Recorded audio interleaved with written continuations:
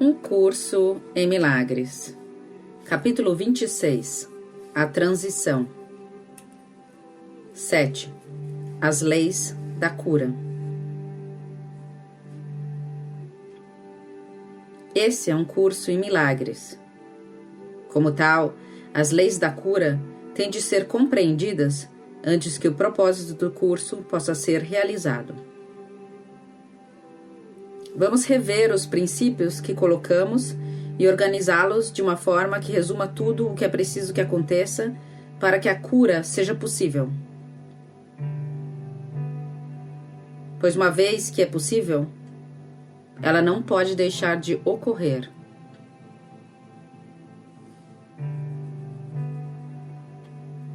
Toda doença vem da separação. Quando a separação é negada, ela se vai. Pois se vai assim que a ideia que a trouxe é curada e substituída pela sanidade. A doença e o pecado são vistos como consequência e causa em um relacionamento que é mantido fora da consciência, para que ele possa ser cuidadosamente preservado da luz da razão.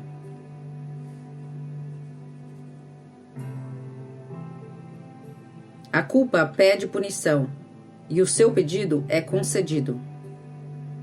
Não na verdade, mas sim no mundo de sombras e ilusões construído sobre o pecado. O Filho de Deus percebeu que ele queria ver, porque a percepção é um desejo realizado. A percepção muda, tendo sido feito para tomar o lugar do conhecimento imutável. No entanto, a verdade não muda. Ela não pode ser percebida, mas apenas conhecida. O que é percebido toma muitas formas, mas nenhuma tem significado. Trazido à verdade, a sua falta de sentido é bem evidente. Mantida a parte da verdade parece ter significado e ser real.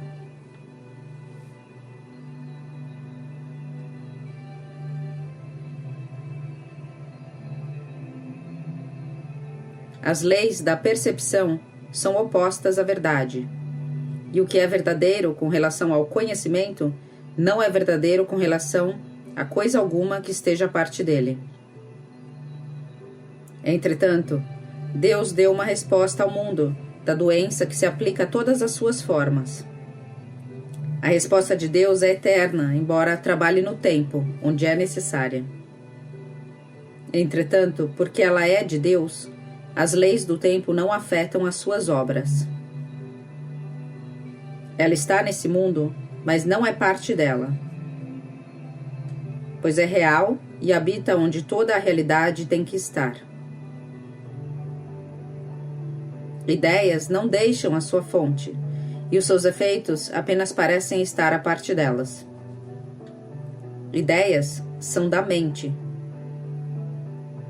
O que é projetado para fora e parece ser externo à mente não está fora em absoluto, mas é um efeito do que está dentro e não deixou a sua fonte.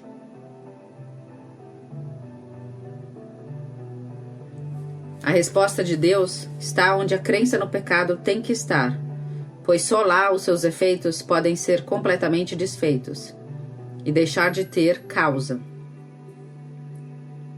As leis da percepção têm que ser revertidas, pois são reversões das leis da verdade. As leis da verdade serão verdadeiras para sempre e não podem ser revertidas. No entanto, podem ser vistas de cabeça para baixo.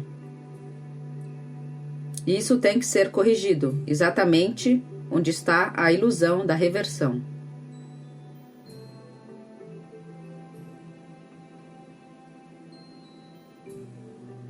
É impossível que uma ilusão seja menos passível de ser conduzida à verdade do que outras.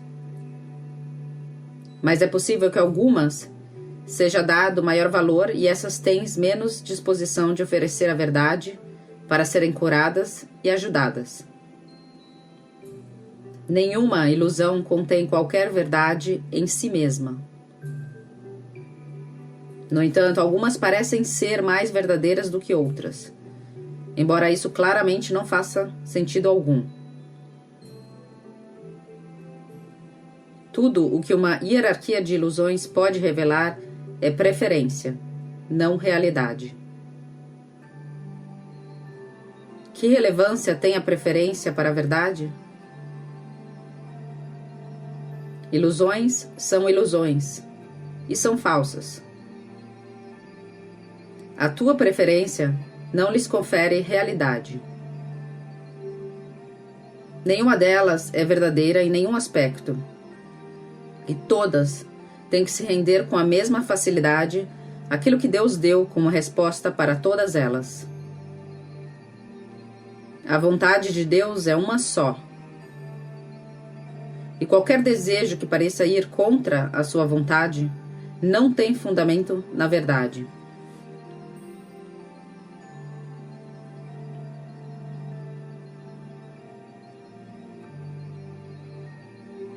O pecado não é erro, pois ele vai além da correção para a impossibilidade.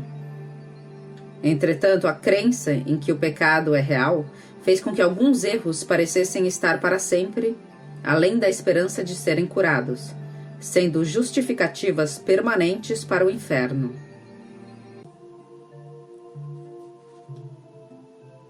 Se isso fosse assim, ao céu se oporia a própria oposição celeste, tão real quanto ele. Então a vontade de Deus estaria partida em duas e toda a criação estaria sujeita às leis de dois poderosos opostos, até que Deus se tornasse impaciente, partisse o mundo em dois e relegasse ataque a si mesmo. Nesse caso, ele de fato teria enlouquecido, proclamando que o pecado usurpou a sua realidade e afinal trouxe o seu amor para ser depositado aos pés da vingança. Para um retrato de tal modo insano, se espera uma defesa insana. Mas ela não pode determinar que tal retrato seja necessariamente verdadeiro. Nada confere significado onde não há significado. E a verdade não necessita de defesas que façam com que ela seja verdadeira. As ilusões não têm testemunhas e não têm efeitos. Quem olha para elas apenas se ilude.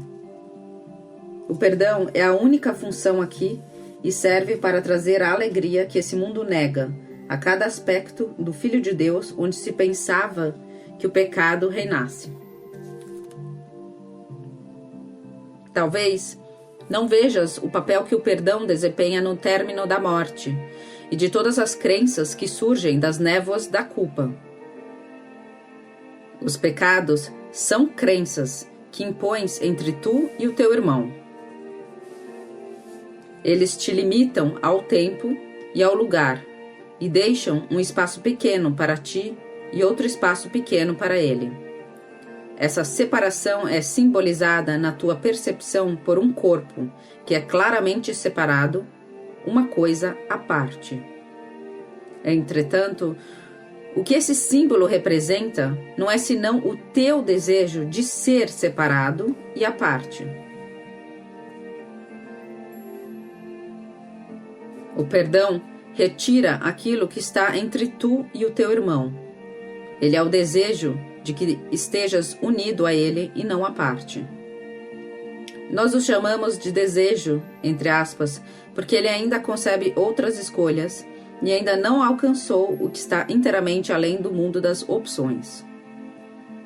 Entretanto, esse desejo está de acordo com o estado do céu e não se opõe à vontade de Deus. Embora ele ainda não te dê a tua herança plena, remove os obstáculos que colocaste entre o céu, onde estás, e o reconhecimento de onde estás e do que és. Os fatos não mudam. Contudo, fatos podem ser negados e assim desconhecidos, embora fossem conhecidos antes de terem sido negados.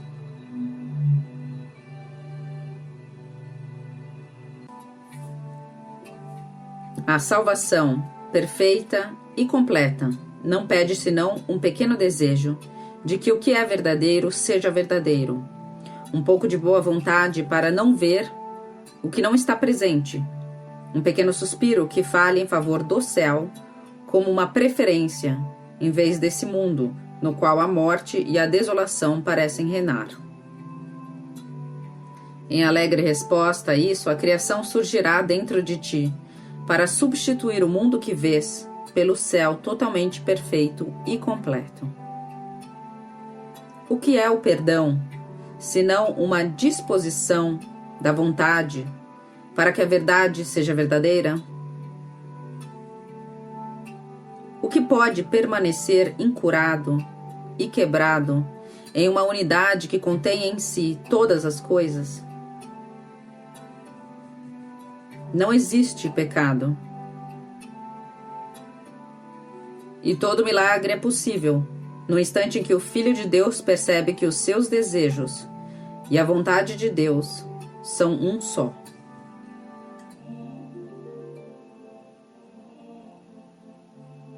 O que é a vontade de Deus? A sua vontade é que o seu Filho tenha tudo. E isso ele garantiu quando o criou, sendo tudo. É impossível que qualquer coisa seja perdida, se o que tens é o que és. Esse é o milagre pelo qual a criação veio a ser a tua função, compartilhando-a com Deus. Ela não é compreendida à parte dele, e, portanto, não tem significado nesse mundo. Aqui, o Filho de Deus não pede muito, mas pouco demais. Ele sacrificaria a sua própria identidade, com todas as coisas, para achar um pequeno tesouro só seu. E isso ele não pode fazer sem sentir isolamento, perda e solidão. Esse é o tesouro que ele buscou achar. E só poderia temê-lo. É o medo um tesouro? É possível que a incerteza seja o que queres? Ou isso é um equívoco a respeito da tua vontade e do que realmente és?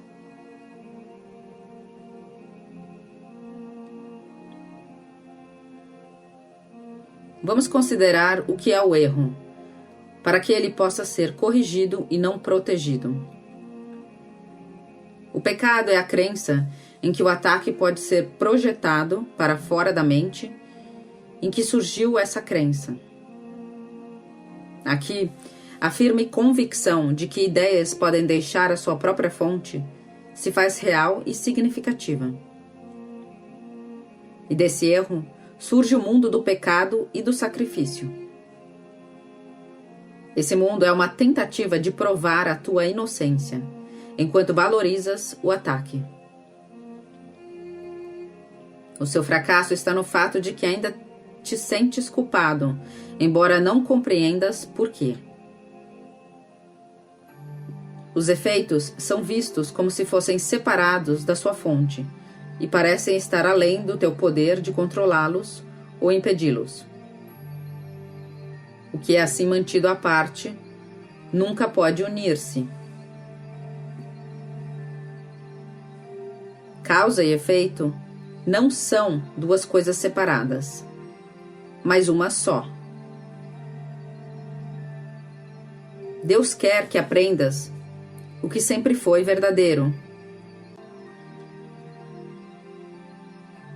que Ele te criou como parte dele. E isso ainda tem que ser verdadeiro, porque ideias não deixam a sua fonte. Tal é a lei da criação, que cada ideia que a mente concebe apenas adiciona à sua abundância, nunca tira coisa alguma. Isso é tão verdadeiro em relação ao que é desejado de maneira vã, quanto ao que a vontade quer verdadeiramente, porque a mente pode desejar se enganar, mas não pode fazer de si própria o que não é. E acreditar que ideias são capazes de deixar a sua própria fonte é convidar ilusões a serem verdadeiras, sem sucesso. Pois nunca será possível ter sucesso na tentativa de enganar o Filho de Deus. O milagre é possível quando causa e consequências são reunidas e não mantidas separadas. A cura dos efeitos, sem a causa, apenas pode deslocar os efeitos para outras formas. Isso não é a libertação. O Filho de Deus jamais poderia contentar-se com menos do que a salvação plena e o escape da culpa. De outro modo, ele ainda exige ter que fazer algum sacrifício e assim nega que tudo é seu, ilimitado por qualquer tipo de perda. Um sacrifício diminuto é exatamente a mesma coisa, em seus efeitos, que toda a ideia de sacrifício.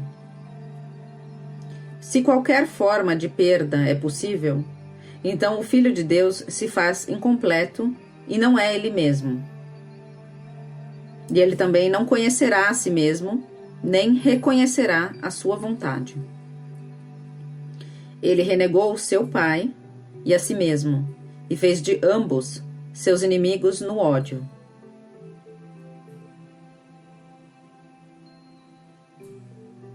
Ilusões servem ao propósito para o qual foram feitas.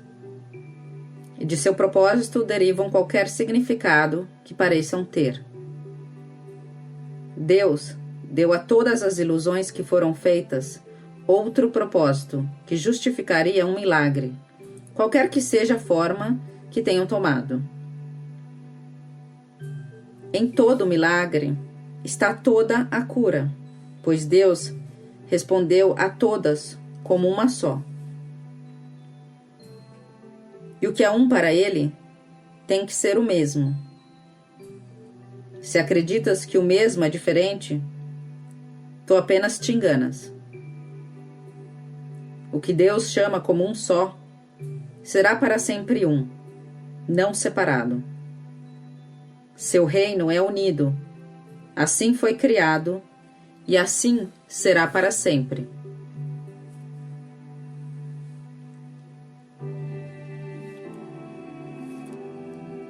O milagre apenas te chama pelo teu antigo nome, o qual reconhecerás, porque a verdade está na tua memória.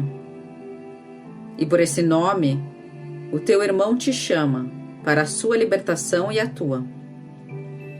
O céu está brilhando sobre o Filho de Deus. Não o negues para que possas ser liberado. A cada instante, o Filho de Deus renasce, até que escolha não morrer mais. Em cada desejo de ferir, ele escolhe a morte em vez daquilo que é a vontade do seu Pai para ele. Porém, cada instante lhe oferece a vida, porque a vontade do seu Pai é que ele viva.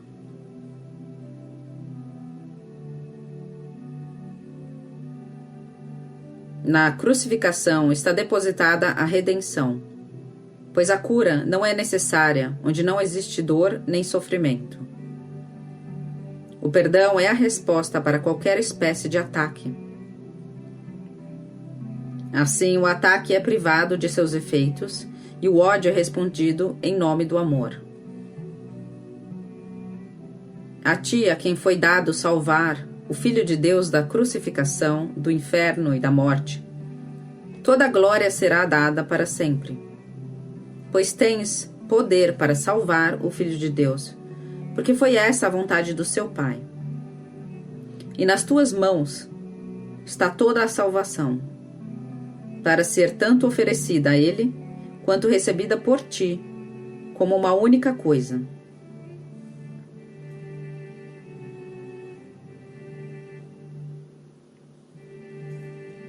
Usar o poder que Deus te deu, do mesmo modo como Ele usaria, é natural. Não é arrogante ser como Ele te criou, nem fazer uso do que Ele deu para responder a todos os equívocos de seu filho e libertá-lo. Mas é arrogante deixar de lado o poder que ele te deu e escolher um pequeno desejo sem sentido no lugar da sua vontade divina.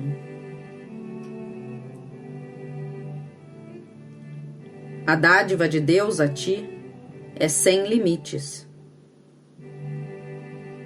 Não existe nenhuma circunstância a qual ela não possa responder, e não existe nenhum problema que não se resolva dentro da sua luz amável.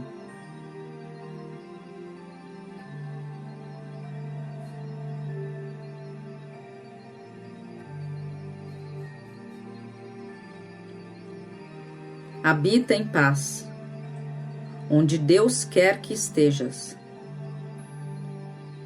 E sejas tu o meio pelo qual o teu irmão ache a paz, na qual os teus desejos se realizem. Vamos nos unir para trazer bênçãos ao mundo do pecado e da morte, pois o que pode salvar cada um de nós pode salvar a todos. Não há diferença entre os filhos de Deus. A unidade que o especialismo nega irá salvá-los todos, pois o que é um não pode ter especialismo. E tudo pertence a cada um.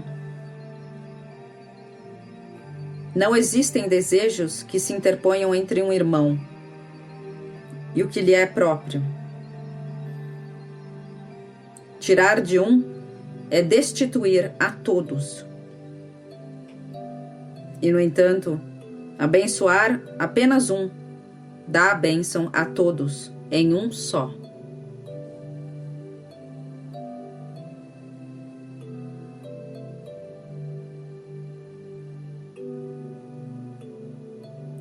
O teu nome antigo pertence a todos, assim como o de todos te pertence. Chama pelo nome do teu irmão, e Deus responderá, pois o chamas. Poderia ele recusar-se a responder, quando já respondeu a todos os que chamam por ele? Um milagre não pode fazer mudança alguma, mas pode fazer com que o que sempre foi verdadeiro seja reconhecido por aqueles que não têm conhecimento disso. Através dessa pequena dádiva da verdade, permite-se que o que sempre foi verdadeiro seja o que é. Que o Filho de Deus seja Ele mesmo e que toda a criação seja libertada para invocar o nome de Deus como um só.